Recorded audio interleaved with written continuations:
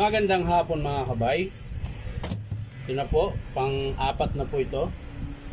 Letter D, ayan, ganun pa rin yung number. 39080 D, ayan. Hindi lang klaro yung D.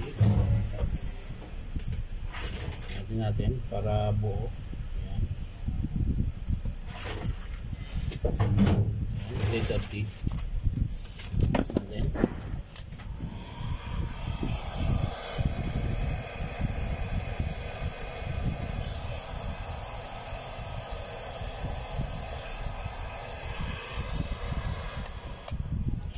So ito mga kabay, gumagana siya pero wala po siyang init. Kahit naka-pull na siyang pababa, ayan, wala pa ring init. So titingnan natin mga kabay, bubuksan natin sa loob kung ano sira. So ayan. Wala. So ayan mga kabay, nabuksan ko na po. Jadi lagyan lang natin ito mga kabay. Tingnan natin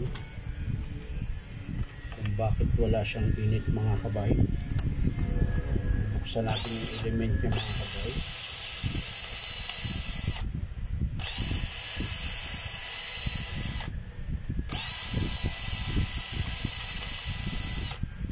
Ayan.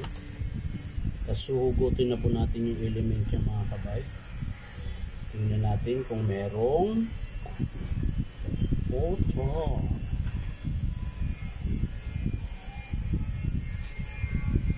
Natin mga kabay,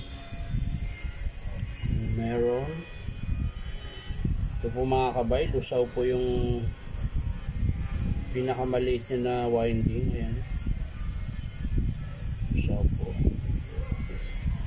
So yung field coil ay yung field coil ka dyan, wala tong field coil bay, nagkamali lang po. Tingnan natin yung PCB board niya mga kabay, kung wala bang ano saw. Ayan po mga kabay, hindi na to kita sa camera mga kabay dahil medyo maliit. Tulad din po nung isa, ayan o, pumutok din po yung pinaka fuse. Hindi ko alam kung anong tawag nito mga kabay. Yung may kulay mga kabay, may green, may red, tsaka may brown. Ayan, pumutok po. Ayan, hindi na po kita, maliit eh. Ayan. So ang estimate natin dito mga kabay, PVC board, ito buo po kasi ito eh, tsaka yung element. Ayan.